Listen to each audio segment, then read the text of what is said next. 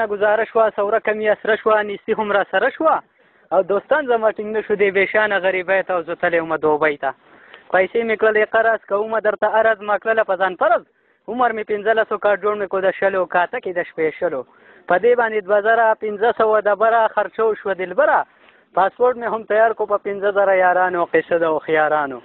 نقلونه مې تیار کړه اصول مې رانه یار کړه داخلې مزېدار کړه او کله پوره نه و چې وکړو ټلیفون او بچیو د پښتنو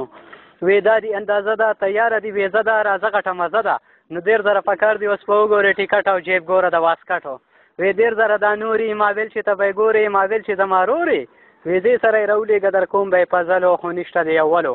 دا هر څه شو تیارو ټیکټ هم مزېدارو چې وکې شو بمبارو روټۍ به یې کولې چې مې څوک رشته دار او چایونه مزېدارو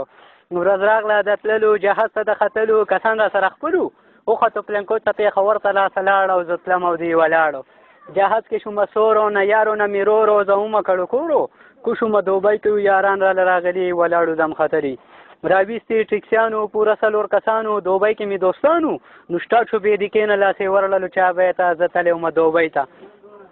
یو 2 ورځې میلمه شوم چې کله خدمه شوم یو باغ ته ورسېلمه شوم 600 تنخوا مې وکوم هلته کار او توبه استغفارو یو نیم کال مې کتېرو په عذاب شومه ښه ډېرو وطن شو رانه هېرو ویزه مې لا په سر ونه مې ختم کو ټیکټ او خپه او مزه کې پټو کپنای کې شوم نوکرو په کار خبرابرو دیاړي و سر په سرو د کار سره شروع مې کړه په ګاډو کې ټرایي او غوږ کېده وبایي چې څه به مې ګټلې په دې به لګېدلې نستې بچ کېدلې نو کور نه به کیسټ راغی چې دلته واړه نار دی او پیسې ورله پکار دي ما نورې قرضولې وطن ته مې لېږلې بچت مې نه خپلې شل ټرای مې تېر کړلې په بله کې شوم پاس او لیسنس راغی په لاس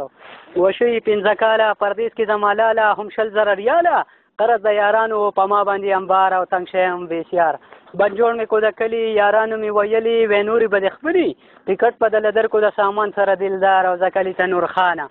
سامان مې برابر کو شورو مې بیا سفر کو کورکلی مې خبر کو سبا له در روان یم ما وویل ابۍ ته او زه تللی ومه دوبۍ ته وطن ته باروبارو چې راغلمه دوبارو هوټل په انتظارو نو چاره نه جوړه غوښته ګړی او چارو میال او خبرو مه دې په حالو شوشاته مې حیرانو راغلي مې دوستانو په تمه ټول کسانو 50,000 خرچه زما په دغې مېلمستیا شوې او دا نورې پیسې واشوې له دې نه په جنجالو راتله به کلیوالو خبرو مه دې په حالو نو زر به چا غوښتلې چا 15,000 یارانو په کار وې د خوارانو را سره نه و انا کوله مې بانا واته به پچنه واپس به یې ویلې په شیشه خبرې سپورې او راځه که قصه ګورې څو میاشتې دغه چلو د خلکو به غوبلو چولکې به وربلو